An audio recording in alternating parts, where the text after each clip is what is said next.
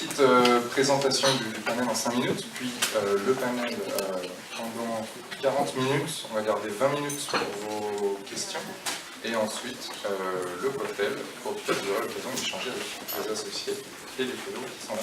Est-ce que vous entendez bien au fond? La logistique est là. On entend, merci. Alors, moi je suis Félix Beaulieu, j'ai fait le programme associé dans le Purpose à Londres en 2013 et depuis je suis revenu à Paris pour y créer la branche locale avec Anne qui est au fond là-bas. Salut. Qu'est-ce que c'est que On Purpose? On Purpose, on est une communauté de professionnels qui mettent le sens avant le profit, tout en combinant le sens et le profit. Donc, nous, ce qui nous intéresse, ça va être des organisations et des façons de travailler qui vont combiner différentes dynamiques entre elles. Et notre façon de travailler dessus, c'est notamment avec le programme associé On Purpose, qui est un programme de développement du leadership et de transition de carrière, qui dure 1 an. Et on a 2 promos par an, donc une à Londres, une à Paris, une à Berlin. Une à chaque fois qui démarre en avril et l'autre qui est avril et octobre. Et donc dans ce programme, dans cette année, vous avez 2 missions dans 2 organisations différentes, 6 mois chacune, sur des sujets d'ampleur qui permettent à ces organisations d'évoluer, de se transformer, de changer d'échelle. Et, merci monsieur. Et vous avez une formation tous les vendredis après-midi, toute l'année, et du mentoring et du coaching et l'insertion dans notre communauté toute l'année aussi. Voilà. Donc, vous pouvez trouver plus d'infos sur le site web, vous aurez plus d'infos en parlant avec les associés, évidemment, qui sont ici dans la salle. Alors voilà, qui est ici dans la salle? Alors, vous avez eu des gommettes en arrivant. Qui a eu une gommette bleue? Donc, qui est un associé ou un fellow? Voilà, ils sont géniaux, ils sont partout. Ah oui, je suis fellow, moi aussi. Et qui travaille avec nous en tant que mentor, coach, formateur ou organisation haute? Oui, Caroline, effectivement, tu es formatrice une fois. Et qui est venu ici pour avoir plus d'informations sur le programme associé, notamment. Pas mal de monde quand même. Et qui est venu ici, vous pouvez lever la main plusieurs fois, qui est venu ici, notamment parce que vous êtes intéressé par nos thèmes qu'on a envie de développer ce soir. Ah, et qui ne sait pas. Il y en a 2. Merci. Donc, slide suivante, présentation de nos formidables 4 intervenants par ordre d'apparition. Céline Lévita, oui c'est ça, pardon, Céline Lévita travaille avec nous depuis 2 ans, c'est ça, depuis le début, depuis 2 ans à Paris, coach développement personnel, travaille avec des particuliers ou dans des organisations, dans des entreprises aussi, tu veux nous en dire peut-être un peu plus tout à l'heure. Ensuite, Benjamin Blavier, directeur général et fondateur de Passeport Avenir, qui est une organisation qui permet d'aider des personnes dans leur parcours de réussite scolaire. Tu diras avec moi tout à l'heure. Et Caroline Néron, qui dirige le mouvement des entrepreneurs sociaux, le MOVE, qui est, alors j'essaie de me répéter tout à l'heure comment on définit ça, c'est une organisation, j'en fais partie, mais il y a plusieurs choses. On n'est pas très bon sur la communication. Tu veux le dire On est le réseau des entrepreneurs sociaux en France, donc qui réunit partout en France, sur tous ces territoires, en métropole et en outre-mer, tous les entrepreneurs sociaux, donc ceux qui combinent intérêt général, impact social, mais aussi mode d'entreprendre différent avec une créativité limitée. Et donc on fait 2 choses, on sensibilise largement la cause de l'entrepreneuriat social, qui est un vecteur de changement du monde fort, et en même temps on accompagne à grandir les entrepreneurs sociaux de notre réseau. Merci. Et Maud Curial, qui est directrice de Lemonade, dont tu me parleras tout à l'heure, qui est fellow On Purpose, donc c'est-à-dire qu'elle était associée, une fois qu'elle termine le programme, si tout se passe bien, pour l'instant ça se passe bien pour tout le monde, on devient fellow, c'est-à-dire on est très impliqué dans la communauté. Pourquoi cette conférence, pourquoi ces thèmes ce soir? En fait, il y a deux faces à ce qu'on fait, à nos objectifs, à notre raison d'être, à On Purpose. La première, c'est de participer au changement d'échelle des entreprises sociales. Donc de permettre à ces organisations qui combinent des dynamiques business, sociales et environnementales d'avoir beaucoup plus d'impact, d'augmenter l'ampleur de leurs activités. Et on a fait une table ronde l'année dernière sur cet angle-là, le challenge du changement d'échelle pour ces organisations. Et nous, notre façon d'agir, de participer à ce sujet, c'est en investissant sur le développement des leaders qui vont permettre d'accélérer ce challenge, permettre une transition de carrière et un développement du leadership. Et c'est ça, notamment, et qui vont changer le monde, notamment via les entreprises sociales. Et c'est ça, cette deuxième phase qu'on voulait explorer cette année. Il y a trois choses déjà, trois points que je voulais poser avant d'entendre nos intervenants pendant 40 minutes. Il y a beaucoup de gens qui sont non satisfaits par leur travail actuellement, c'est vrai dans tous les pays, dans toutes les organisations. Il y en a qui sont tellement peu satisfaits de leur travail qu'ils vont de façon consciente ou inconsciente jusqu'au sabotage de leur travail, de leur organisation. Pour vous dire que c'est un vrai sujet. Le monde ne se changera pas tout seul, il se fera uniquement s'il y a des leaders à toute échelle dans une pyramide qui s'y mettent au meilleur de leurs compétences et de leur énergie. Et nous, la notion de leadership nous intéresse pas mal à On Purpose. On a plutôt une approche anglo-saxonne sur ce leadership, donc c'est pas nécessairement le haut de la pyramide, c'est tout le monde a une part et une responsabilité de leadership à exploiter ou pas. Voilà. Et maintenant, je vais vous inviter à nous rejoindre ici, tous les quatre. On discute de ça ensemble.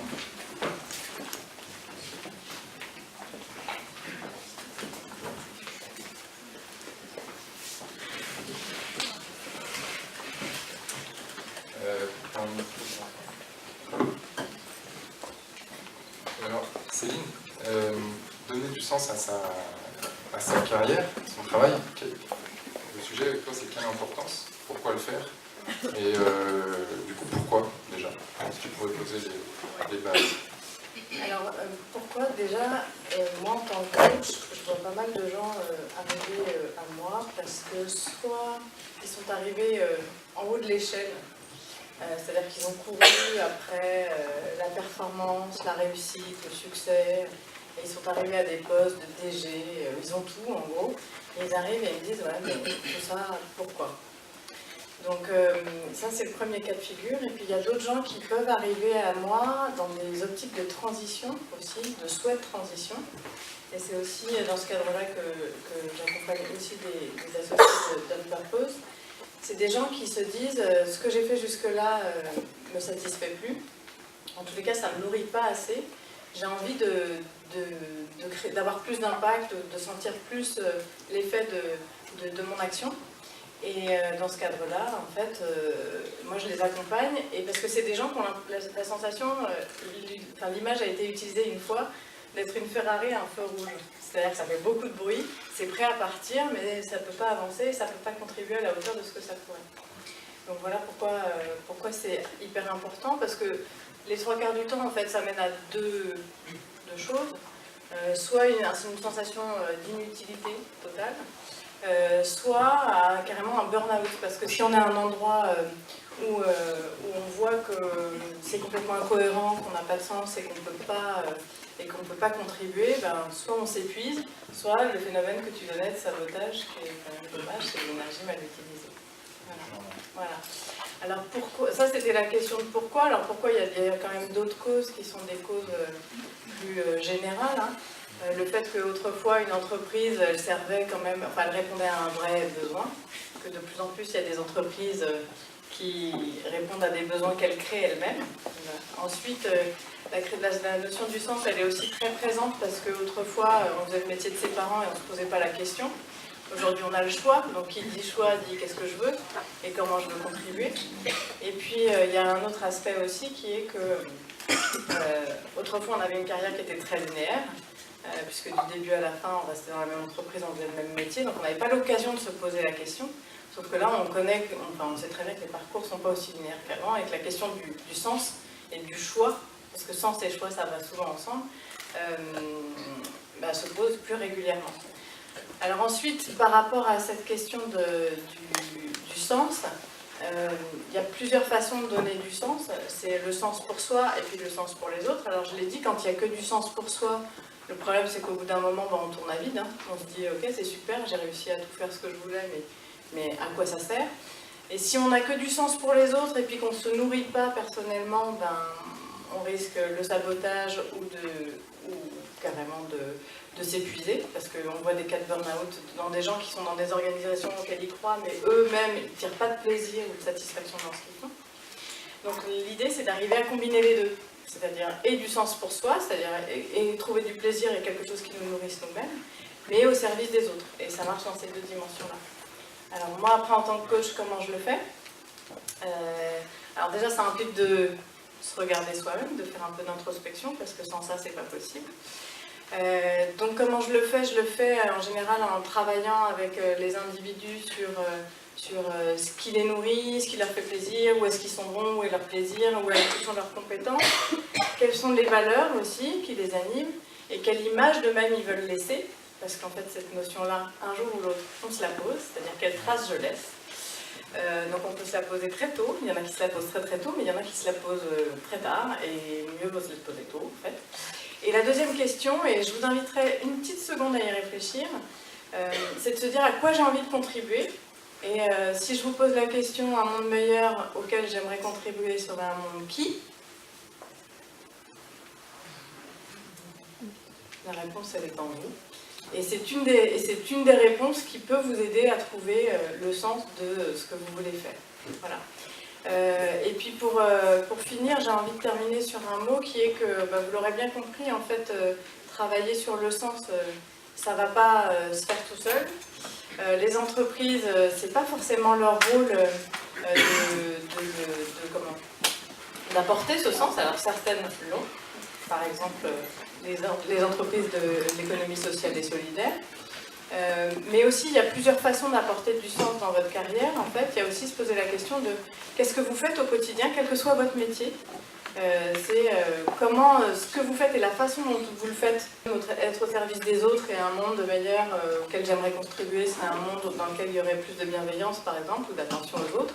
On peut se dire, bon je pourrais être, je sais pas, assistante sociale, mais bon, moi je suis comptable. Donc c'est pas facile la reconversion. Donc ça peut être un choix la reconversion, mais ça peut être aussi de se dire, moi j'ai ce talent-là, d'aider les autres, de les écouter, donc comment dans mon action au quotidien, je peux. Et je le fais en conscience, c'est-à-dire d'être à l'écoute des autres et de les aider. Ça, c'est un premier choix. La deuxième option, ça peut être dans sa partie non professionnelle, c'est de faire du bénévolat. Ça, c'est aussi des choses qu'on encourage pas mal, parce que c'est aussi une façon de faire des transitions en douceur. Ça peut être aussi investir l'argent qu'on gagne dans des entreprises qui ont du sens pour nous. Et tous les dons, le mécénat, tout ça, c'est des choses très importantes et qui permettent aussi de donner du sens. Voilà. Et après, il y a toutes ces transitions que vous proposez et qui sont aussi très puissantes parce que là, on met toute son action personnelle et professionnelle au service d'un sens. Voilà. Mais comme je disais, ça ne se fait pas tout seul et donc ça implique et d'aller chercher en soi et d'avoir une dynamique volontaire en fait pour le mettre au cœur de votre vie au tout court en fait. C'est ça que s'appelle le leadership personnel? C'est ça. Merci. Benjamin, est-ce que tu peux présenter un petit peu ton parcours en 2 minutes. Moi, j'ai travaillé en entreprise pendant une quinzaine d'années, dans des métiers essentiellement de ressources humaines, dans des grands groupes, dans des petits groupes.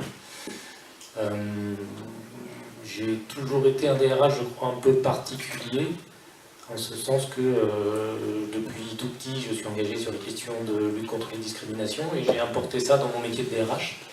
Je suis absolument passionné par l'entreprise, je suis passionné par la sociologie des organisations, je suis passionné par ce qui s'y passe. Je considère que c'est un espèce d'écosystème fascinant, avec du positif, avec du négatif. Et la vision du métier de DRH, pour moi, j'ai toujours trouvé ça un peu limité. C'est-à-dire qu'il y a des DRH pour qui le métier consiste en fait à ajuster les tuyaux d'entrée et de sortie. Quand on recrute, on licencie. Moi, je trouve que c'est vraiment dommage et que l'entreprise, elle s'inscrit dans un écosystème et qu'elle a une puissance d'action que le public n'a peut-être plus, qu'il faut qu'elle utilise.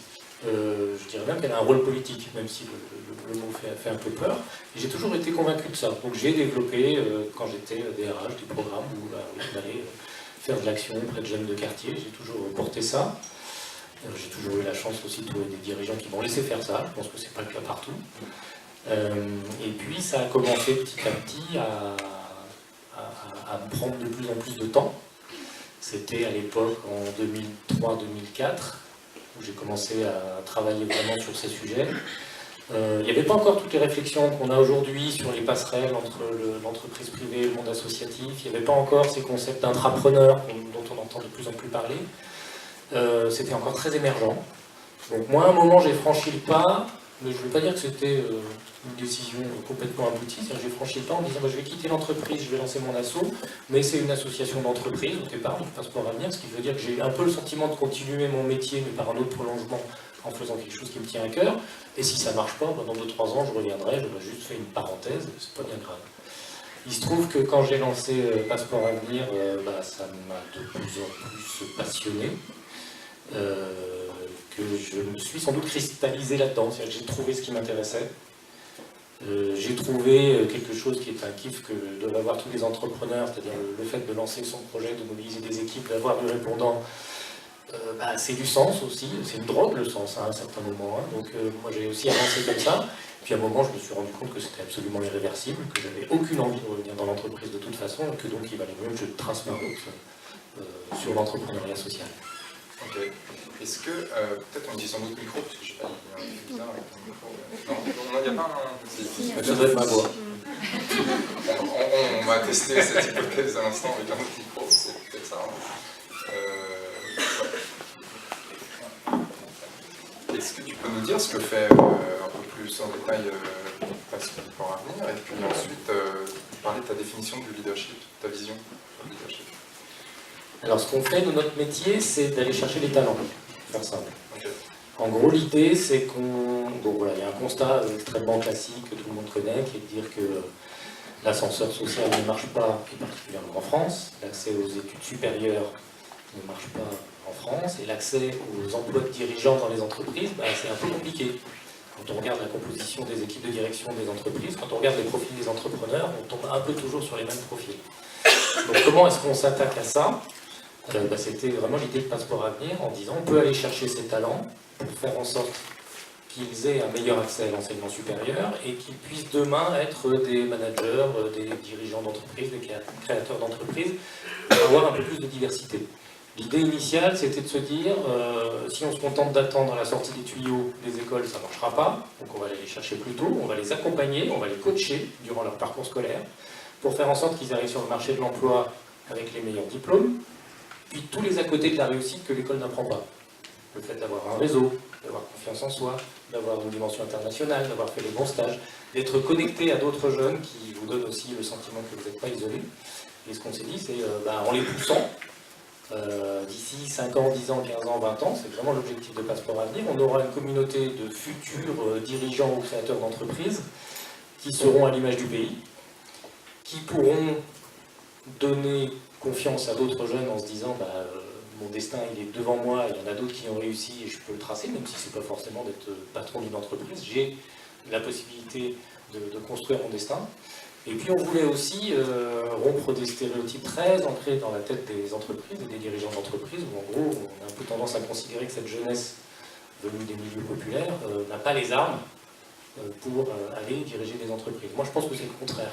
Je suis persuadé que justement cette jeunesse-là, elle a peut-être plus d'atouts que d'autres, parce que ce sont des jeunes qui ont été confrontés à des difficultés, parce qu'ils font preuve de résilience, parce qu'ils gèrent des multiplicités de codes, entre les codes de leur famille, de leur quartier, de leur histoire et ceux de l'entreprise. Il faut arriver à gérer cette complexité, ça c'est quand même des qualités dont on a besoin dans le monde de l'entreprise. Donc moi je pense qu'il faut absolument miser sur ces talents. Donc c'est vraiment ça l'histoire de Passeport Avenir, et ce qu'on s'est dit c'est l'école n'y arrive pas toute seule, donc il n'y a pas 36 solutions. Si on veut un pays qui demain refonctionne, il faut qu'on aille, nous, la société civile et les entreprises en premier plan, au secours de l'école pour l'aider dans sa mission. Super. Et suis heureux qu'on travaille ensemble depuis 2 ans aussi. Et quelle est avec ton expérience, quelle est ta vision, quelle est ta définition du leadership?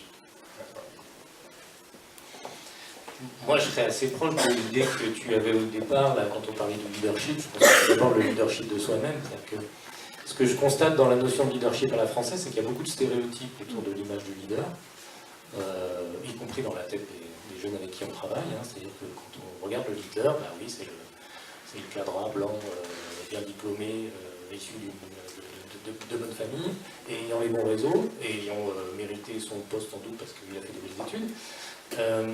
Et donc ils ont du mal à se projeter parce qu'après ils associent aussi un certain nombre de stéréotypes de type il faut avoir du charisme, il faut avoir de la vision, il faut avoir ci, il faut avoir ça. Donc il y en a beaucoup qui ne se reconnaissent pas dans cette image idéale.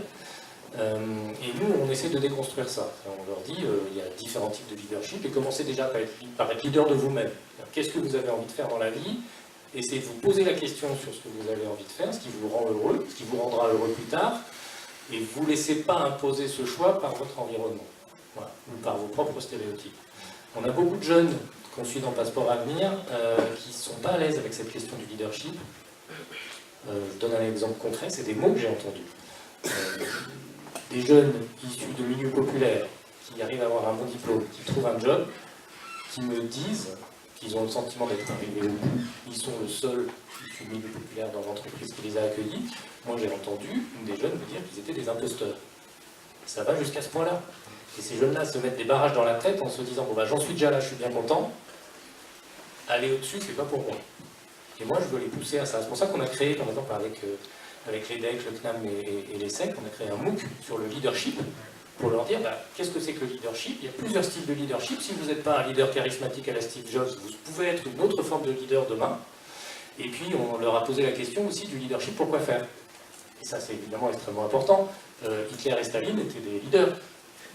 Oui, tout à fait. Voilà, donc à un moment, le leadership, pourquoi faire? Qu'est-ce qu'on en fait? Quel impact on veut avoir? Voilà, le leadership positif, ça se réfléchit, il faut que vous preniez possession de ce terme, et ce qu'on espère, c'est faire justement demain cette communauté de ce que nous on appelle les different leaders, c'est-à-dire des jeunes qui seront des futurs leaders, déjà d'eux-mêmes, peut-être de leur organisation, et qui seront réinvestis dans du collectif.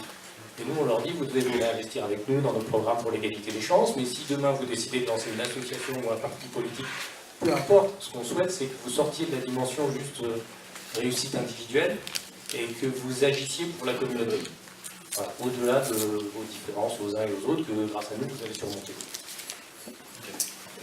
Et est-ce que tu pourrais développer sur un exemple, je t'en parlais tout à l'heure, le lien entre leadership et ego, et voilà, les choses à faire, enfin je sais que t'as un petit peu... On en parlait un peu tout à l'heure, oui, il y a un exemple assez concret qu'on est en train de vivre. Passeport Avenir a annoncé sa fusion avec Fratelli, qui est une asso qui existe depuis 12 ans, qui a été créée par Boris Valbaum. Boris et moi, on a eu à peu près la même idée il y a 12 ans. On a développé 2 associations qui sont à peu près à taille égale aujourd'hui. Il y a 40 personnes chez moi, il y a 40 personnes chez lui, 5000 bénéficiaires de son côté, 6000 chez moi, il y a un peu plus d'entreprises, on est un peu moins, donc on est à peu près à la même taille, on fait la même chose. On a essayé de se convaincre pendant 10 ans l'un et l'autre que lui n'avait pas sa place et lui me disait qu'il n'avait pas ma place. On a discuté pendant quelques temps. Voilà, alors on essaie de s'écraser l'un et l'autre, on n'a pas réussi. On s'est vu il y a quelques années et on s'était dit qu'il faudrait qu'on se rassemble quand même. Alors il m'a dit, oui, écoute, c'est très bien, je te propose que je sois le président et que tu sois le directeur général.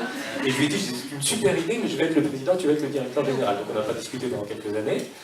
Et puis, il y a un an, c'était au mois de mars de l'année dernière, on a remis ça sur la table en se disant, bon, on est quand même sur des assos qui sont très proches. On a tous les deux envie de servir l'intérêt général, je crois que c'est notre moteur de fond. Il y a des bénéficiaires qu'on pourrait aller chercher de manière beaucoup plus importante. Aujourd'hui, en cumulant nos 2 assos, on est à 12 000, où on se dit il n'y a aucune raison qu'on ne soit pas capable demain, avec les outils qu'on a, d'aller en chercher 20 000, 30 000, 50 000, 100 000. Mais on ne peut pas rester à 2 assos qui se tirent la bourre, il faut qu'on fasse quelque chose. Et donc on a effectivement décidé de fusionner. Et donc ça, c'est pas un choix simple, parce que ça signifie pour 2 entrepreneurs qu'il faut qu'on fasse le deuil et qu'on accepte dans nos égos cette idée qu'on est un peu des autocrates qui décident de tout dans notre coin. Non, là, on va devoir le partager. Parce qu'on a décidé d'être les coprésidents de cette future association. On n'a pas réussi à se mettre d'accord, donc là, on va fonctionner comme ça. C'est un peu contre-intuitif. Il y a plein de gens qui nous ont dit ça ne marchera pas votre truc, dans 2 ans il y en a un qui sera barré. Et nous on s'est dit, on est dans l'entrepreneuriat social, on va innover, on va inventer. Certains nous ont dit, bah, vous pouvez être les Michel et Augustin de l'entrepreneuriat social. Moi ça me va bien, je fonce là-dessus. Il faut qu'on trouve maintenant le bon mode de fonctionnement, ça passe par quelques règles du jeu très concrètes. On a la même ambition, et ça on l'a travaillé. Et puis on a mis des... C'est pas l'ambition c'est pas la vision qui pose problème, c'est plutôt les petits soucis du quotidien. Donc on communique tout le temps. On est un peu, pour le moment, j'allais dire, dans la situation de jeunes mariés avec des prévenances fortes l'un envers l'autre. C'est à peu près comme dans un couple. Je pense que c'est comme ça que ça va marcher, c'est-à-dire effectivement en essayant de partager sur du long terme un projet. Bonne chance. Un très beau projet. Ouais. Caroline, est-ce que tu peux, toi, parler aussi un petit peu, peut-être commencer ton parcours. Déjà, merci d'être là, aussi, comme tous les autres. Et pourquoi est-ce que toi, tu es venu chercher du sens dans l'ESS? Déjà, je suis honorée d'être là et en face d'entrepreneurs sociaux que j'admire parce que donc, je suis DG du MAUF, donc je suis fan d'eux. Je suis fan d'entrepreneurs sociaux qui changent le monde et je le revendique d'être fan tous les jours. Alors moi, oui, je définitivement pas. Finalement, moi je suis un peu l'archétype de ce que nombre d'entre vous doivent être, c'est-à-dire j'étais une jeune fille qui voulait donner du sens à ma vie et notamment à mon travail. Sauf que j'avais pas une purpose et donc j'ai fait un truc un peu binaire, mais alors très jeune, dès vraiment bébé quoi. Et pour moi il y avait 2 mondes, il y avait le monde dans l'entreprise, Coca-Cola qui vendait des canettes, et puis le beau monde politique, où on changeait le monde. Et donc moi, je fais de la politique, quoi. Et j'ai commencé, j'ai eu donc une carrière dans le monde politique. Et donc comme tous les jeunes que je vois avec émotion en ce moment, je me suis vraiment engagée à 200, 300, 500%, et pour des hommes politiques auxquels je croyais profondément.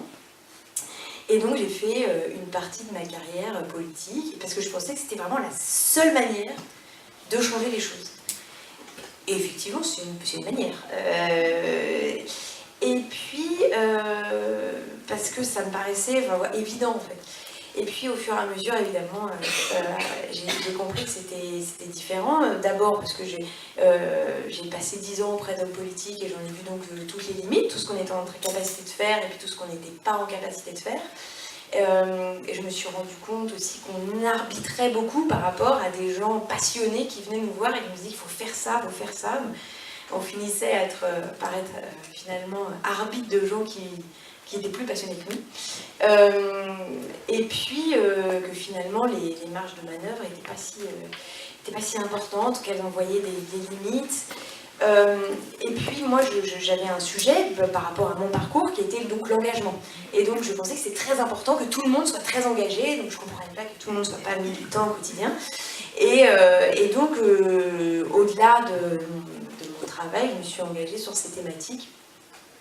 Comment on pouvait élargir l'engagement citoyen, notamment des jeunes. Et donc voilà, au fur et à mesure,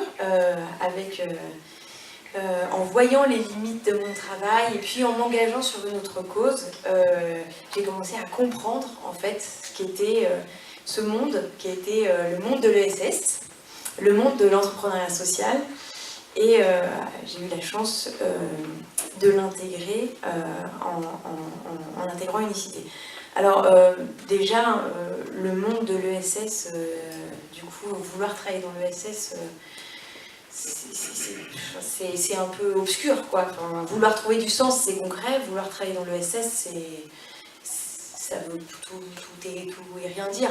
Pour l'ESS, finalement, a beaucoup évolué, en plus, ces dernières années. Et donc, c'est vrai que moi, il y a quelques années, j'avais une vision qui avait effectivement des associations militantes, des associations qui rendaient des services concrets, des scopes, donc avec des doux rêveurs qui partageaient leurs bénéfices. Intéressant, mais voilà, j'avais une vision un peu anecdotique de la chose.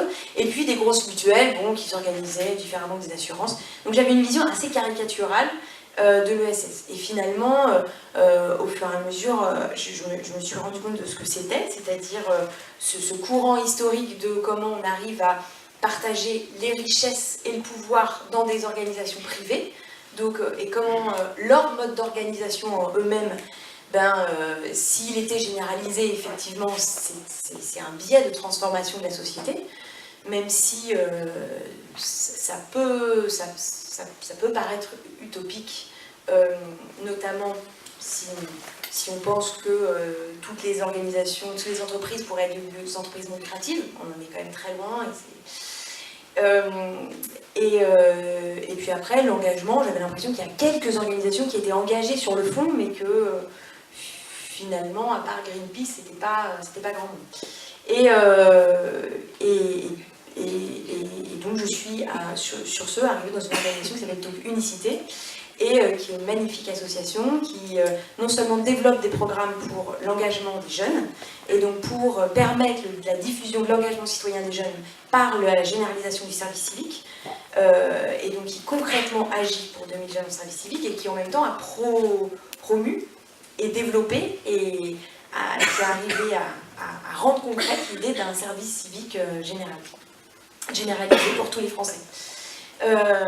Et donc j'ai compris en y arrivant, en travaillant dans cette organisation, et puis en fait en commençant à rencontrer des organisations frères, et puis en développant un programme particulier qui s'appelle Rêve et Réalise, qui est un programme qui permet à des jeunes de monter leur propre projet solidaire, que finalement ce champ d'économie sociale et solidaire était en train de se bouleverser, et que c'était pas un champ de gentils utopistes avec la moitié, avec des ponchos qui grattent, qui étaient en train de fumer leur joint dans leur coin, ce qui est encore une vision caricaturale de gens qui ne connaissent pas du tout ce secteur, hein. Elle existe encore beaucoup, cette vision.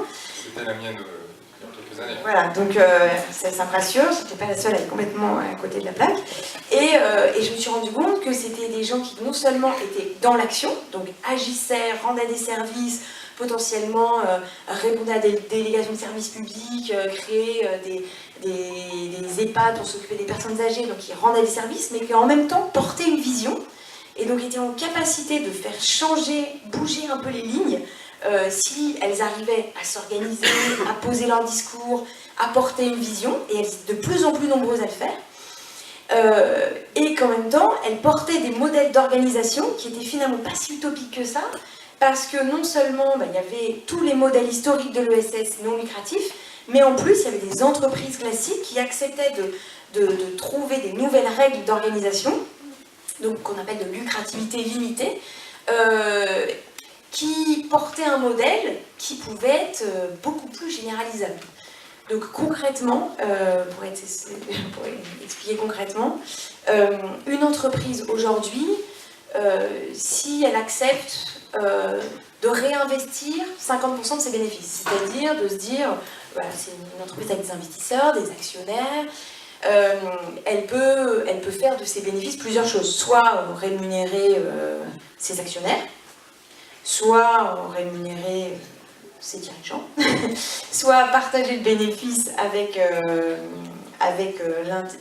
l'entièreté de ses salariés et réinvestir dans son entreprise. Et donc ces choix, ils s'offrent à elle aujourd'hui.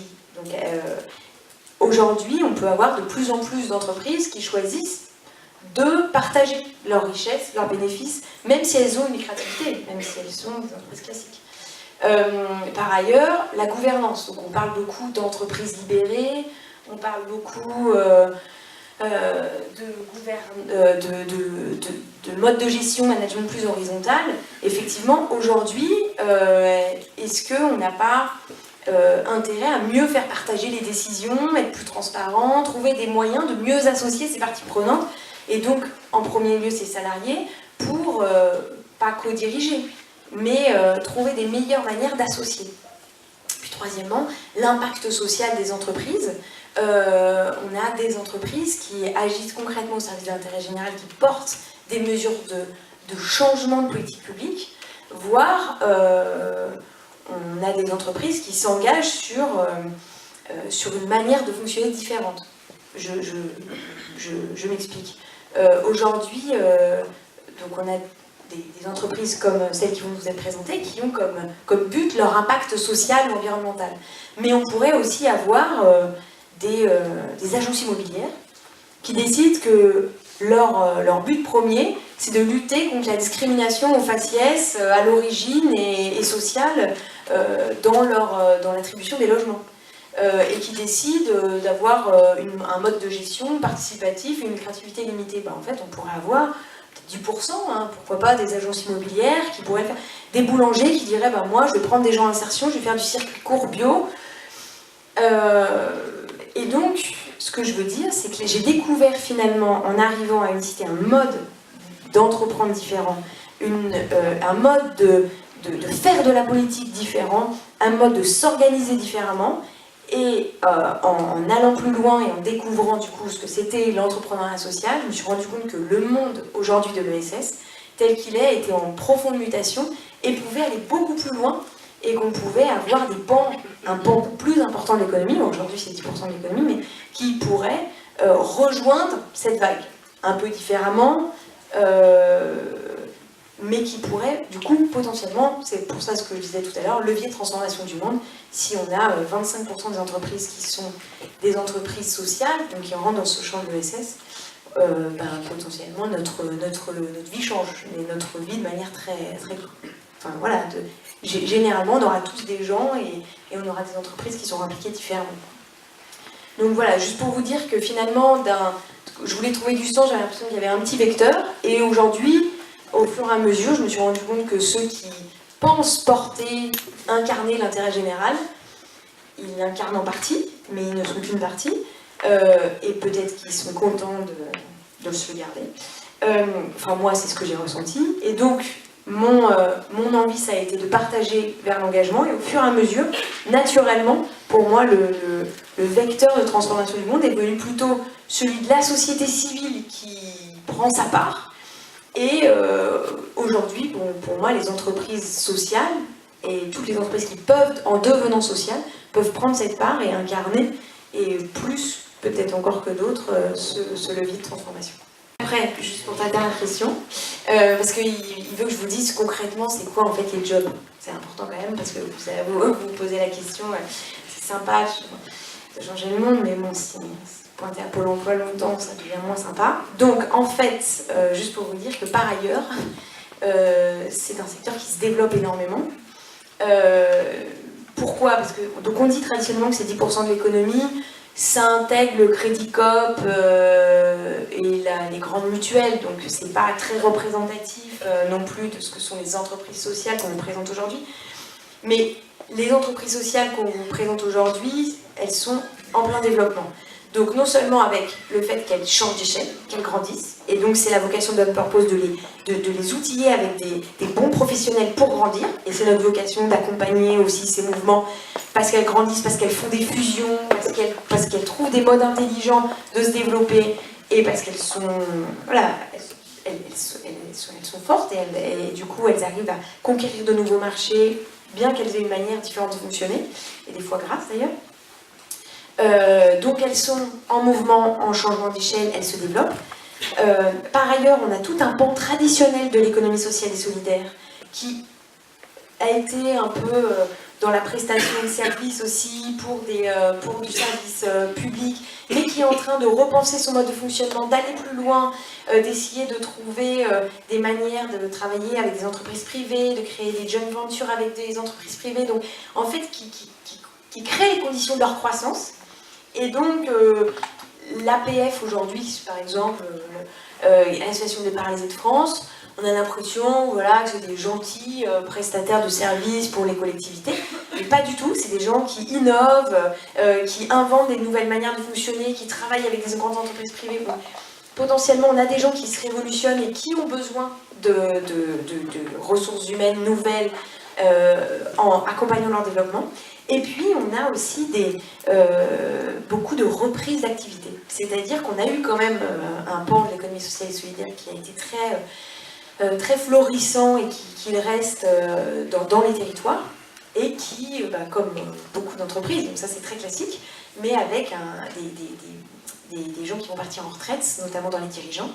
et on a besoin vraiment, pour les garder, parce qu'on veut aussi avoir de plus en plus d'entreprises sociales, mais ça passe aussi en gardant celles qui existent, de très bons professionnels qui vont être en capacité de les reprendre bientôt. Évidemment, donc de très bons professionnels qui sont, je dirais pas meilleurs que les autres, mais qui combinent beaucoup de qualités, parce qu'ils doivent être en même temps bons sur leurs compétences, sur leur job, parce que c'est des entreprises en croissance, des fois jeunes, des fois fragiles, donc voilà, qui sont exigeantes, et en même temps qui gardent au cœur la raison pour laquelle ils sont là et pas ailleurs, et donc qui intègrent ces valeurs et qui les portent au quotidien. Donc c'est une exigence quand même de plus. Super. Pas de questions de relance. J'avais bien lu mon papier. Oui, parce que tu es super rodé à l'exercice aussi. Non, mais c'est très intéressant. Tu as parlé effectivement de différents modèles d'organisation qui travaillaient sur ces champs-là, donc merci. Et Maud, pour conclure ce tour, Pluriel. Bonjour. Bonjour. Est-ce que tu peux te présenter un petit peu, présenter ton parcours Tout d'abord, merci de m'avoir fait participer. Moi, je suis ravie d'être là ce soir. J'étais il n'y a pas si longtemps à votre place dans le public, donc c'est intéressant de pouvoir faire aussi un retour d'expérience. Ça permet de prendre du recul sur ces quelques mois passés. Donc moi, avant Unpurpose, j'ai eu une carrière dans le conseil en conduite du changement. Mon objectif, quand j'ai démarré ma carrière, c'était vraiment d'accompagner les hommes dans les processus de changement, qu'ils soient structurels, opérationnels. Enfin, vraiment, j'avais à cœur d'avoir l'humain au cœur de mon activité. J'ai assez vite déchanté parce que j'ai plutôt accompagné des changements de processus que des hommes dans les changements.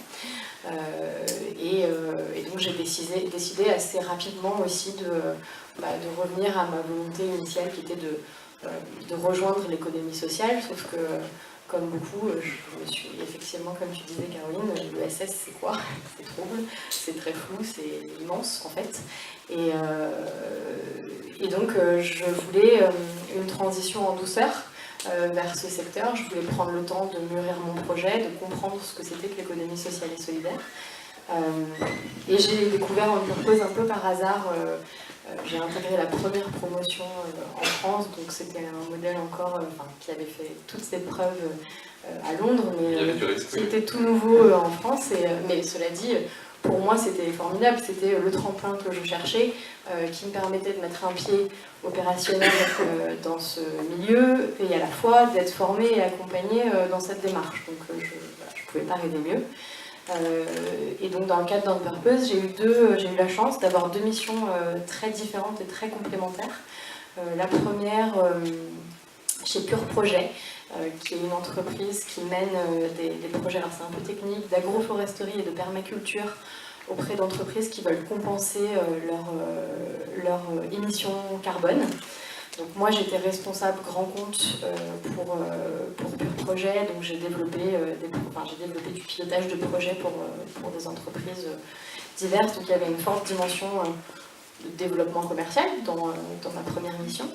Et ensuite j'ai rejoint le réseau Montmartre et plus particulièrement MOM Formation, qui est l'organisme de formation du réseau. Et j'ai pris la direction temporaire de cet organisme qui avait été monté récemment. La directrice était partie en congé maternité, donc j'ai eu la chance de pouvoir la remplacer et donc d'avoir une mission assez stratégique avec un pilotage assez transverse, du management d'équipe, du développement commercial, une vraie réflexion sur l'orientation de la structure.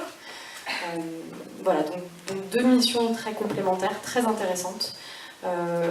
En parallèle, effectivement, un coaching, un accompagnement qui m'ont permis de trouver ma place aussi dans ces missions, parce que c'est pas évident de passer d'une structure à une autre et puis tout de suite pouvoir être opérationnel, parce que 6 mois c'est rapide.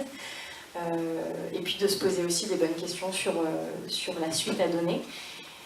Et On Purpose, pour moi, ça a vraiment été ce tremplin-là, cette transition que j'espérais. Et aujourd'hui, donc moi je suis directrice d'une entreprise d'insertion qui s'appelle Lemonade, qui est un truc un peu hybride et assez innovant en France, parce qu'on est une co-entreprise entre une grande entreprise qui est Danone, une fondation qui est la Fondation Agir contre l'exclusion et une start-up qui s'appelle Lemon Tree et qui œuvre dans le recyclage notamment des emballages de boissons en France.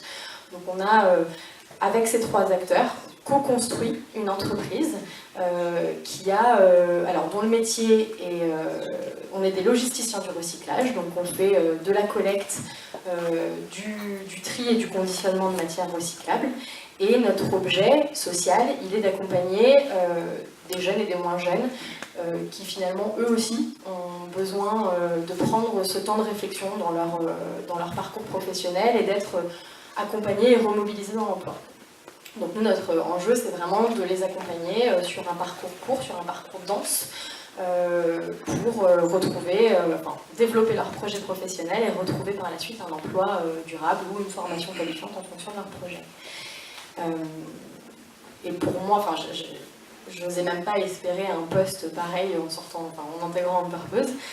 C'est passionnant, je dirige une entreprise sociale, j'ai recruté 11 personnes, je fais de la gestion financière, humaine, budgétaire, je manage une plateforme logistique, je fais de l'accompagnement social, donc effectivement c'est intense. Mais à la fois, je retrouve ce sens et cette drogue que j'avais perdue dans la première partie de ma carrière. Et voilà, quand je me retourne sur ce choix et sur ce qui se passe aujourd'hui pour moi, je suis ravie. Effectivement, il y a tout un enjeu de changement d'échelle et qui est pas facile. L'économie sociale et solidaire, il ne faut pas se leurrer, il ne faut pas imaginer que c'est un monde effectivement de bisounours, utopique, où on se réalise et où on est absolument épanoui. Je veux dire, c'est aussi beaucoup de travail, c'est une grande liberté dans ce qu'on entreprend, mais c'est aussi un équilibre à trouver important entre sa vie professionnelle et puis sa vie personnelle. Et l'impact, on trouve, alors il y a différentes échelles. Moi par exemple, notre première promotion de salariés, on a recruté 6 personnes, les 6 sont sortis sur un emploi, j'ai 4 CDI, c'est hyper gratifiant et encourageant. Donc voilà, donc pour moi On Purpose, ça a été finalement, je dirais, mon parcours d'insertion à moi en fait dans l'économie sociale et solidaire. Un parcours dont je me suis inspirée aussi chez Lemonade, puisque chez Lemonade on a mis en place un dispositif avec, comme pour On Purpose en fait, avec des missions de travail variées. Les personnes, elles sont chauffeurs-collecteurs, elles sont agenteries, elles sont caristes magasiniers, donc elles font plein de choses qui boostent leurs compétences métiers, mais elles ont aussi un accompagnement dans le développement de leur projet professionnel avec une personne dédiée à ça, et puis plein de formations pour leur donner les outils pour la suite de leur parcours. Donc moi, ça m'a servi, ça m'a inspiré pour aussi mettre en place des choses dans le cadre de mon entreprise aujourd'hui. Et je dirais que ça a consolidé, On Purpose a consolidé mon intérêt pour le secteur et aussi a consolidé l'intérêt que peuvent avoir les employeurs pour un profil comme le nôtre. Pas forcément tant en termes de compétences, même si c'est bien d'avoir sur son CV des expériences, un premier pas dans l'économie sociale, mais aussi parce que moi j'ai beaucoup échangé pendant les entretiens que j'ai pu avoir après On Purpose sur le gage de durabilité et de motivation d'un tel engagement. C'est-à-dire que quand on prend ce risque, entre guillemets, qui n'est pas vraiment un risque, mais quand on fait ce choix de faire cette transition, qu'on la réfléchit, qu'on s'engage, et qu'on arrive face à un employeur au bout d'un an de programme, l'employeur se dit « Ok, c'est un choix qui est mûri, c'est un choix qui est réfléchi, il est consolidé, et la personne, elle a envie de continuer. » Donc, en tout cas, moi, dans ma démarche, après On Purpose et dans tous les entretiens que j'ai pu passer, j'ai vraiment ressenti que c'était un vrai plus et j'ai ressenti un vrai intérêt pour la démarche auprès des personnes que j'ai pu rencontrer. Donc voilà, c'est très enrichissant et je regrette pas une seule seconde d'avoir intégré ce projet. Merci encore pour ton job actuel. Je suis vraiment très content pour toi. effectivement, ça a été très bien préparé. Du coup, vous avez couvert tout ce que... Donc, j'ai des questions de relance, mais on va peut-être plutôt proposer au public s'ils en ont, puisque on est dans le timing. Si jamais si on n'a pas, on se débrouillera. Est-ce qu'il y en a personne, au moins une, pour commencer, qui aurait des questions pour nous inviter? Pour ça, c'est toujours dur.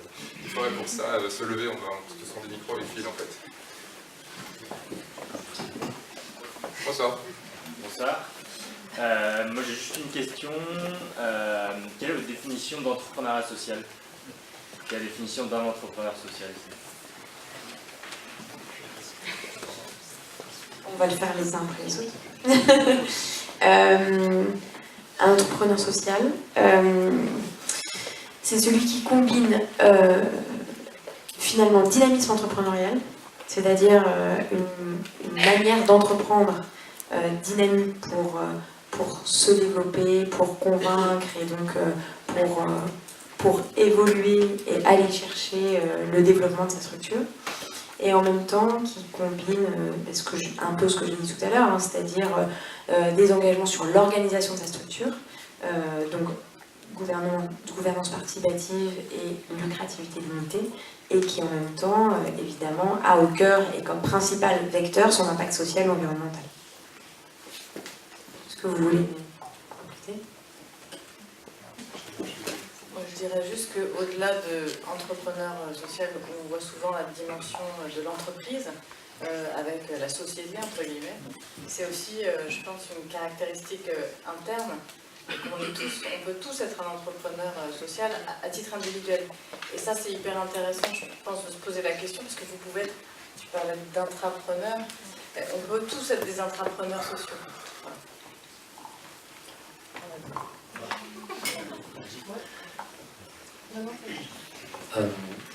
Très rapidement, entrepreneur social, il y a le mot entrepreneur, et effectivement, je crois que c'est fondamental.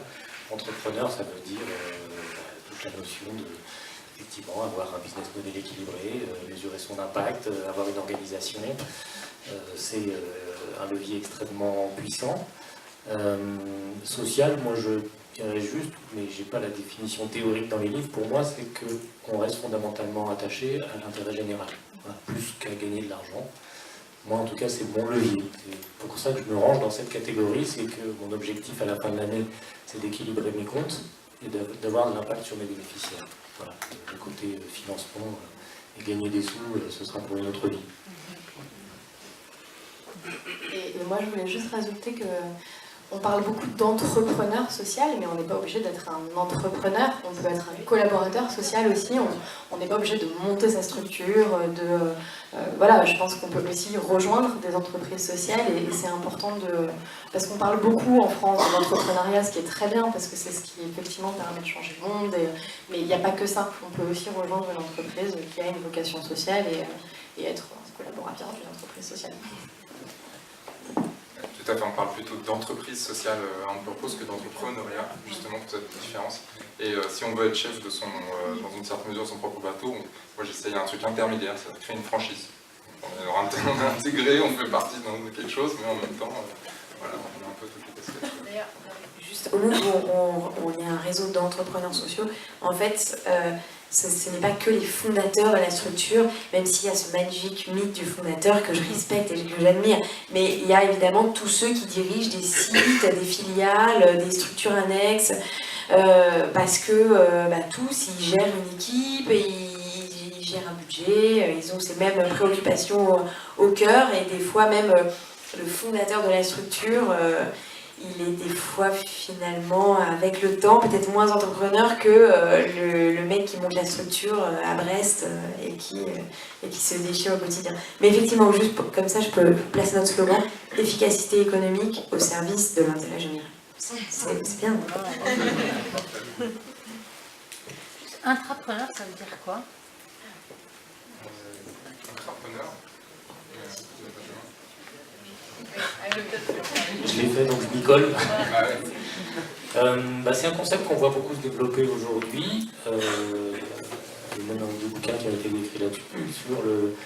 C'est ceux qui sont aujourd'hui dans les grandes entreprises et qui portent cette dimension sociale. C'est-à-dire qu'ils peuvent véhiculer à l'intérieur de l'entreprise un message pour essayer de transformer le modèle économique ou pour développer des produits qui ont une vocation sociale. Et ça, vous avez effectivement complètement cette latitude pour être aussi au sein d'une entreprise classique un acteur du changement en essayant de faire en sorte que votre entreprise ait une vocation plus sociale en tout ou partie de son activité. Ça va d'ailleurs jusqu'à créer sa structure, ça c'est classe. Et après, assez souvent, ça finit mal, ils finissent par partir. Qui s'est élevé avant pour une question, oui, mademoiselle, ici, je crois que vous étiez dans Oui, je voulais savoir si pour intégrer le programme On Purpose, il y avait un âge limite ou c'était ouvert à tout le monde ou c'était pour les jeunes? Il n'y a pas d'âge limite, mais au-delà d'une 10-12 ans d'expérience, ça devient moins pertinent par rapport aux missions qui sont proposées. C'est-à-dire qu'elles vont être... elles ne vont pas correspondre au niveau d'expérience. Donc la fourchette est assez large quand même, hein. C'est à peu près une dizaine d'années, de 3 à 12 ans. Mais après, c'est au cas par cas qu'on va regarder, discuter avec les gens, savoir si c'est pertinent pour eux ou pas. Oui, merci beaucoup pour votre témoignage. J'aurais une petite question liée au timing. Quand est-ce que vous conseillez de débuter dans l'économie sociale et solidaire?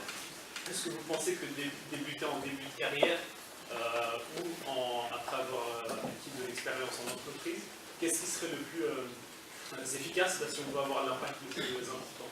Est-ce que vous pouvez donner votre opinion personnelle sur le timing de l'implication?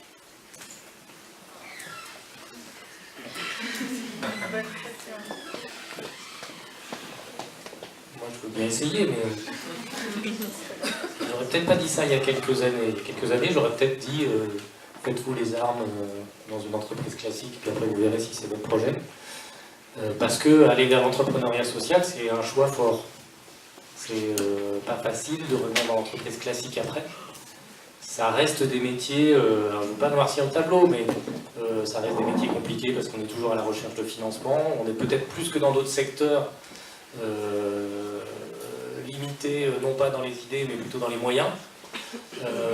Se projeter vers l'avenir, c'est pas toujours simple non plus, quand on est dans des petites structures. Ça va être quoi le coup d'après? C'est pas toujours très simple. Donc moi, il y a quelques années, j'aurais dit, je disais à ceux qui venaient venir là-dedans, il faut que ce soit mûri. Aujourd'hui, je dirais moins ça. C'est-à-dire qu'effectivement, c'est un secteur qui se développe, c'est un secteur qui se professionnalise. Ce qu'on apprend dans une entreprise sociale, à mon sens, n'a rien à envier en termes de professionnalisme à ce qu'on apprend dans une entreprise classique. J'ai fait les deux, donc j'ai vu ces évolutions. Donc moi, j'ai plein de jeunes qui viennent maintenant en disant je souhaite aller dans l'entrepreneuriat social, débuter là-dedans, et puis c'est ce que j'ai envie de faire. L'entreprise classique ne m'intéresse pas, au moins, je leur dis ok, banco, allez-y. Donc je pense que c'est plus facile à faire maintenant. Moi, juste une réserve quand même, et c'est assez souvent le cas, il faut être bien armé au départ. Alors, si vous avez une bonne formation, c'est quand même mieux, parce que ça veut dire que si ça ne marche pas, vous pourrez peut-être ensuite revenir vers l'entreprise classique avec moins de risques. Voilà, peu de risques. Exactement.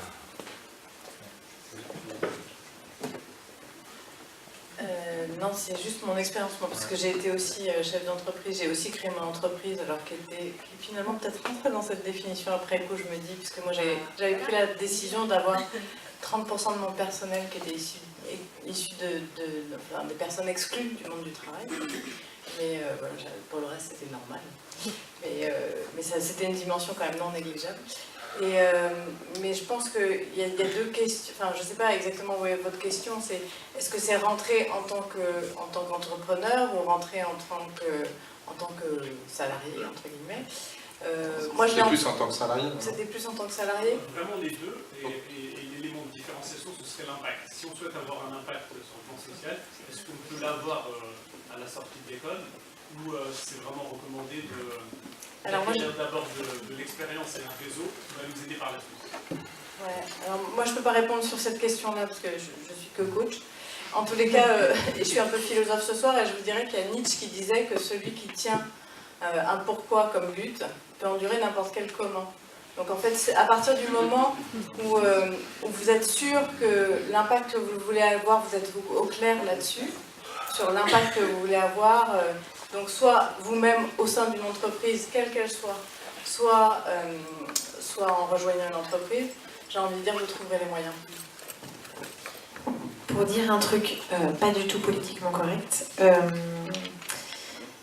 Il y a aussi une question quand même claire de rémunération. Il faut quand même avoir en tête que, après ça dépend des entreprises, mais dans les entreprises classiques, on est souvent quand même mieux payé que les entreprises sociales. Et que baisser son salaire à 30 ans quand on va avoir des enfants, c'est rarement un choix facile. Donc vraiment, je suis très basique, mais commencer par l'entrepreneuriat social et c'est aussi s'habituer à certaines conditions. Puis des fois, quand on passe un petit peu de temps, on a du mal à s'y réhabituer. Enfin, je pense que j'ai jamais autant appris qu'en 3 ans à Unicité, vraiment. Enfin, c'était... Bon, après, voilà, c'était vraiment très intéressant. Pourtant, j'ai fait le cabinet ministériel et tout, hein, je ne peux pas dire que j'ai su couler d'eau avant, mais c'était d'autres conditions. Enfin, et ça, c'est... Enfin, faut avoir envie, quoi. Et donc ça veut pas dire que c'est pas possible, hein, c'est possible, mais je pense que aussi commencer par l'entrepreneuriat social et ça enlève cette petite partie de challenge qui est non négligeable. Moi je trouve qu'il y a aussi une vertu à travailler dans des grands groupes, au moins pour un temps, c'est de comprendre bien comment ils fonctionnent de l'intérieur, parce que même pour les entreprises sociales, ce sont des partenaires clés. Différents types de partenariats, mais voilà, il y a une logique, un rythme de fonctionnement particulier, et ça peut s'apprendre si quelqu'un dans une entreprise sociale nous dit, voilà, nous transmet juste les choses comme ça, mais de le voir de soi-même, juste même 6 ou 9 mois, hein, c'est probablement une expérience intéressante.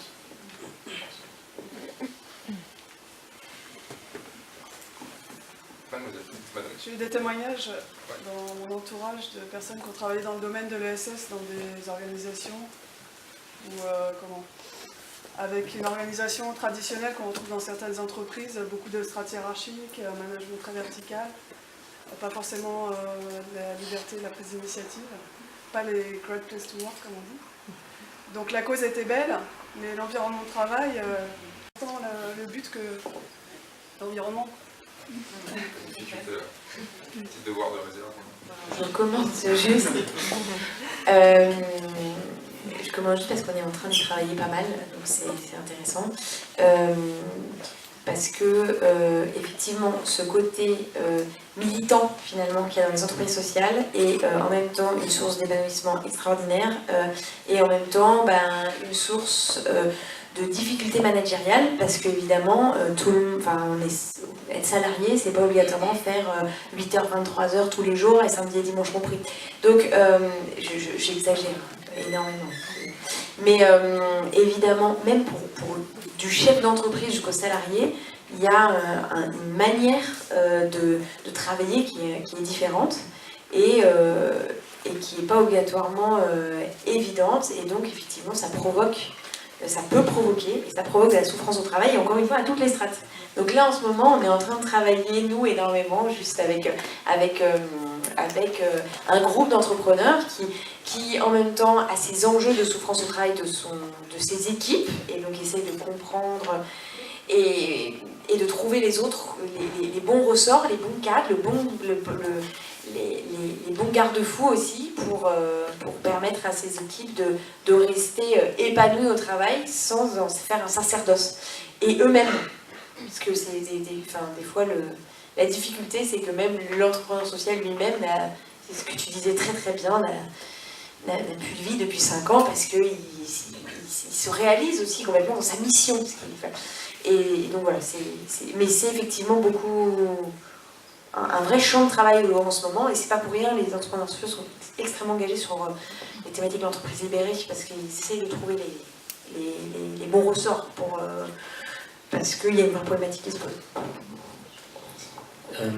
Juste en réaction, effectivement, c'est pas parce que la cause est belle que l'entreprise est bienveillante. Et l'entrepreneuriat social, vous avez effectivement assez souvent ce genre de problématique, d'autant plus que les gens qui viennent trouvent du sens. Un manager un peu tordu peut recruter des gens à pas cher, peut leur demander beaucoup de travail. Voilà, il y a des facilités managériales dans lesquelles il ne faut pas tomber. Puis il y a aussi un point. Souvent, les gens qui sont dans ces associations on fait des choix de vie forts, donc c'est des causes qui peuvent avoir chevillé au corps. Et il y a aussi un certain nombre d'associations, on parlera en privé si vous voulez, où les résistances au changement sont extrêmement fortes. Voilà, parce que quand vous dites c'est peut-être pas comme ça qu'il faudrait faire, vous êtes en train de vous attaquer personnellement à un dirigeant. Donc ça, c'est pas forcément simple à vivre. Après, sur ces problématiques effectivement de qualité de vie au travail, oui, il y a des vrais sujets. On parlait de drogue tout à l'heure. Moi, je le dis, c'est une drogue aussi. Hein, quand vous êtes dans un boulot qui vous donne du sens, il faut trouver l'équilibre. C'est pas simple pour les équipes et aussi pour les dirigeants. Moi, je me suis dit il y a quelques temps que mon travail me consumait. Et je l'ai vraiment vécu comme ça. Mon travail m'a consumé pendant quelques temps. Là, le fait de le vivre en le partageant avec un autre dirigeant, ça m'amène du temps de sommeil.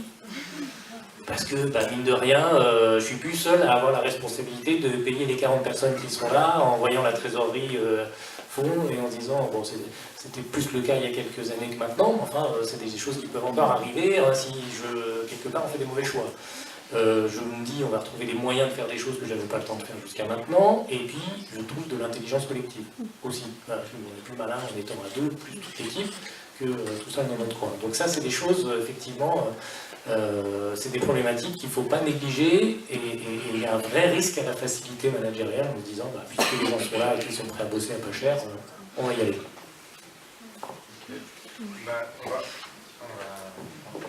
On va pas avoir le temps pour d'autres questions partagées en public, mais comme vient de nous proposer Benjamin, certaines peuvent être échangées dans des cadres plus restreints. J'aimerais, pour conclure, appeler ici Nicolas, François, Anne-Sophie, Julie, Florence, Margot, Nathalie et Mathilde pour nous présenter d'autres organisations. En fait, est-ce que on peut passer à un slide d'apparition ? Voilà, c'est magique. Merci. Ce qu'on voulait faire, c'était proposer quelques exemples à travers des pitchs d'organisation pour des personnes qui sont venues ici, qui n'ont pas nécessairement envie de rejoindre le programme associé ou qui ne le rejoindront pas, d'autres façons de s'engager. Et du coup, je vous laisse la parole. Merci beaucoup. Bonjour à tous. Je viens vous parler de OneArt.fr. Donc c'est un média. Le but, c'est que donc le leitmotiv, c'est informer pour mieux agir. C'est-à-dire que c'est un média qui est vraiment spécialisé, dédié au monde de l'ESS, un formidable portail, une ouverture vers tout ce qui est associations, fondations et acteurs comme les entrepreneurs sociaux.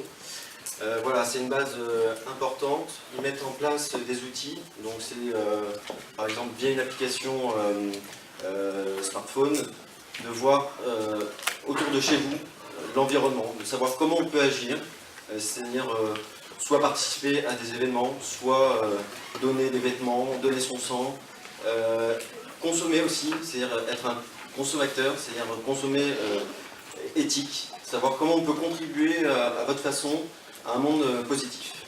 Voilà. Merci. Bonsoir, François. Donc, moi je suis en mission chez Mosaïque RH. Tout à l'heure Benjamin a dit qu'il ne voulait pas arriver à la fin du pipe pour les jeunes diplômés. Donc en fait, nous on part d'un constat très simple chez Mosaïque. C'est de dire qu'en France aujourd'hui, malheureusement, quand on est issu d'un quartier, qu'on est diplômé, c'est-à-dire Bac plus 3, Bac plus 5, on a 3 fois moins de chances de décrocher un job que la moyenne en France. Donc ça c'est le constat qui est très clair. Et donc Mosaïque depuis 10 ans essaie de lutter contre cette injustice.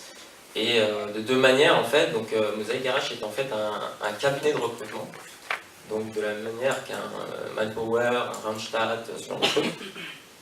On va être payé par des entreprises pour aller chercher des candidats issus de la diversité. Donc ça c'est la première manière. Quand malheureusement le candidat ne trouve pas forcément de job, on ne va pas le laisser sur le carreau, et là on va l'accompagner via du mentoring, via du coaching, via des ateliers. Et concrètement, alors si par exemple vous c'est une cause qui vous touche, il y a deux manières de nous aider. La première manière, c'est si vous avez des compétences un peu liées au RH, c'est d'accompagner ces jeunes. Donc on a besoin de mentors, on a besoin de bénévoles qui pourraient accompagner animer ce type d'atelier. Donc n'hésitez pas si vous sentez et que vous avez ce type de compétences. Vous pouvez juste être un parrain même pendant 6 mois par exemple pour accompagner un jeune dans son projet professionnel. Donc n'hésitez pas, je serai là-bas et je prendrai les noms avec plaisir. Et deuxième manière d'aider Mosaic aussi, c'est plus dans son développement. Donc là, c'est si vous connaissez des entreprises qui sont, ou des dirigeants qui sont sensibilisés par ces questions et qui veulent travailler avec nous, qui veulent nouer des partenariats, n'hésitez pas non plus à leur en parler. Et si vous voulez donner de l'argent à Mosaic, n'hésitez pas non plus. Donc voilà, en tout cas, j'en parlerai avec plaisir tout à l'heure. Et en 2 secondes, c'est quoi ta mission chez Mosaic? Ah, pardon. Moi, en fait, je les aide sur cette partie de développement, justement, d'essayer de trouver des financements. Merci. C'est pour moi. Donc, bonjour, moi c'est Margot, je suis en mission à l'ADI, donc c'est l'Association pour le droit à l'initiative économique, qui a été créée en 1989 par Maria Novak, qui voulait appliquer le principe du microcrédit à la France. Donc la mission de l'ADI, en fait, c'est de donner accès au crédit et d'accompagner des gens qui sont en situation de précarité vers la création d'entreprises ou le retour à l'emploi salarié. Donc l'ADI mise beaucoup sur les bénévoles. Il y a 500 salariés pour 1300 bénévoles. Et pareil, donc, les bénévoles sont principalement là pour accompagner les créateurs d'entreprises. Donc si vous avez des compétences qui peuvent aider des créateurs d'entreprises et que vous souhaitez vous engager auprès de l'ADI, pareil, j'aurai un petit stand et je prendrai vos numéros de téléphone. Et ma mission, je contribue à la planification stratégique de l'ADI pour les années 2018-2020. Bonsoir, je m'appelle Nathalie et dans le cadre du programme OCC and Purpose, je suis au sein de Make Sense et je les accompagne sur leur organisation interne et la stratégie sur la branche média. Alors Make Sense, c'est une organisation qui a pour mission de permettre à chacun de s'engager dans la résolution des défis environnementaux sociaux, quel que soit le lieu où on habite, son parcours et le temps dont on dispose. Et donc pour faire ça, Make Sense a mobilisé une communauté de 20 000 personnes dans le monde et ils ont différentes expertises, donc ils vont inspirer et informer sur ces sujets grâce à leur expertise média. Ensuite, ils vont permettre de faire passer les gens à l'action grâce à des méthodologies et des animations autour de bénévoles et d'entrepreneurs sociaux. Ils vont aussi agir dans les entreprises, des grosses entreprises, pour les faire évoluer de l'intérieur et accélérer des projets avec un incubateur qui accompagne des entrepreneurs sociaux. Voilà, et alors si vous voulez vous engager, c'est très simple et vous pouvez venir à la fois chercher des informations du réseau ou agir.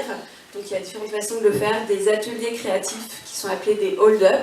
Donc concrètement, vous allez regarder sur la plateforme et voir que la semaine prochaine, à côté de chez vous à Paris, il y a une entreprise qui se demande comment faire pour communiquer sur des cosmétiques bio distribués en vrac.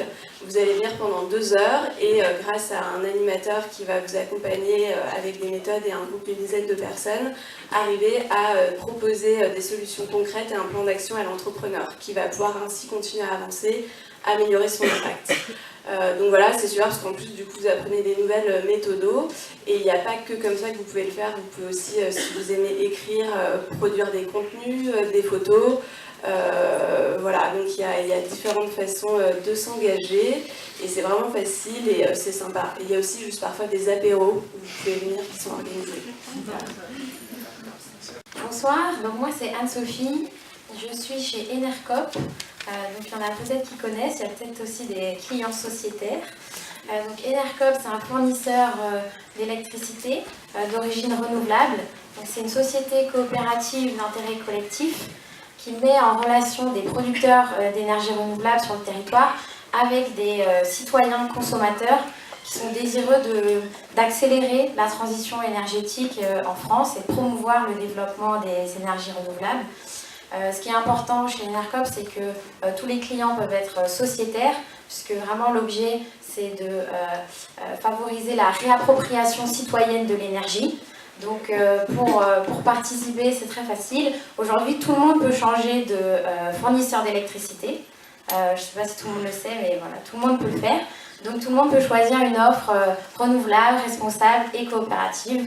Donc, voilà. Je suis aussi avec Julie, on est 2 à Enercop, et moi ma mission C'est une mission de prospective sur le sujet de l'innovation, donc c'est plus stratégique.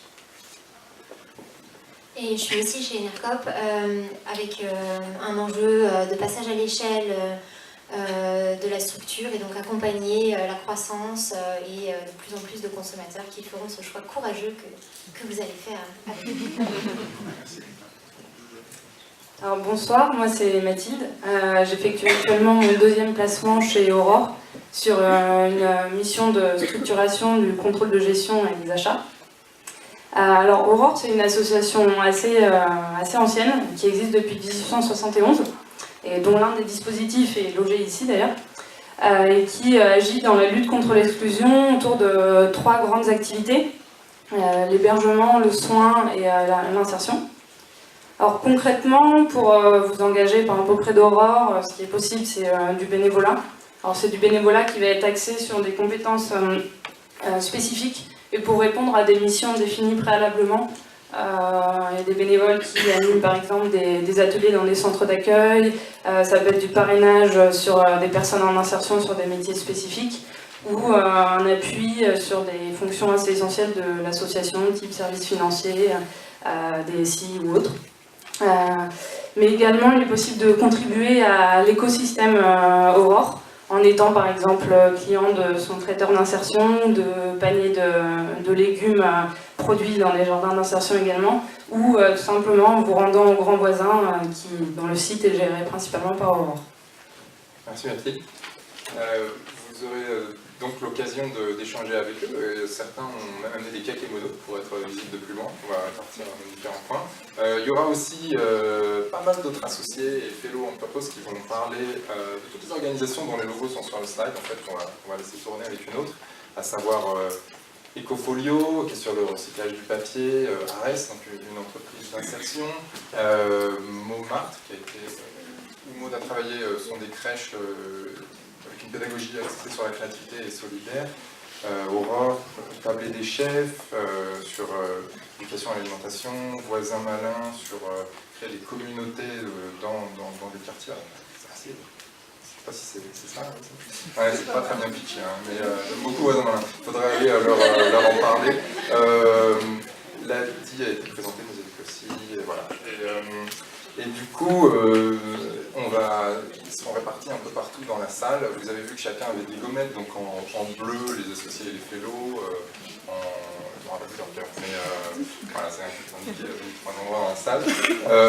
Pour savoir, en gros, ceux qui ont des gommettes sont déjà impliqués avec On Purpose d'une façon ou d'une autre. Vous pouvez leur poser différents types de questions. Si vous voulez rejoindre le programme associé, les candidatures sur onpurpose.org, c'est jusqu'au 29 mai. Donc, voilà. On dirait pas plus. Et je voudrais remercier très chaleureusement Lorraine qui a organisé cette conférence en fait. Lorraine qui est là-bas, est-ce que vous pouvez tous l'applaudir s'il vous plaît?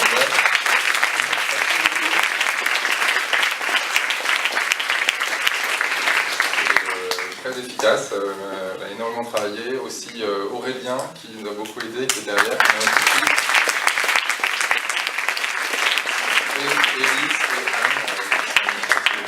Merci à eux. Je voudrais remercier Aurore, donc un de nos partenaires, comme toutes les organisations, qui nous accueillent dans cette salle, à un tarif défiant toute concurrence, et en plus elle est agréable, donc c'est bien. Les associés qui ont cuisiné pour vous des plats faits maison, quand même. Vous voyez le cœur qui est mis, le purple. Merci.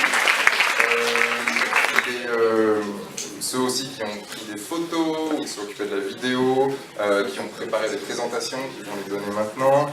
Nos intervenants, est-ce que vous pourrez tous applaudir?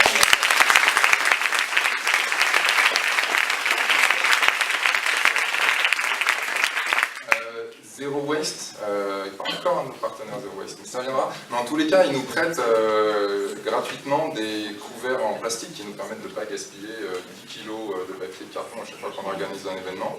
Donc voilà, ne partez pas avec, il faut les mettre dans la bleue là en partant, près de la porte. Puis je vous remercie tous pour être venus ce soir et nous avoir fait confiance avec l'utilisation de votre soirée. J'espère que vous n'êtes pas embêtés et que l'heure qui arrive sera tout aussi intéressante. Merci beaucoup.